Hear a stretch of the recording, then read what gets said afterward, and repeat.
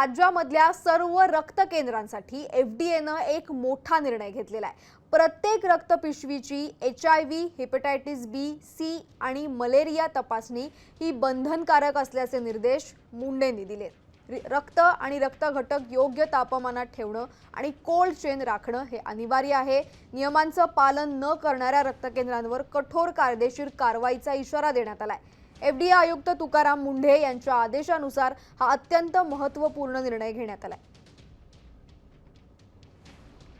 तर एफडीएचा महत्त्वाचा निर्णय आहे। रक्तपिशवीची HIV, मलेरिया, हेपेटायटिस तपासणी ही बंधनकारक आहे। तसंच रक्त आणि रक्त घटक योग्य तापमानात ठेवणं हे अनिवार्य आहे।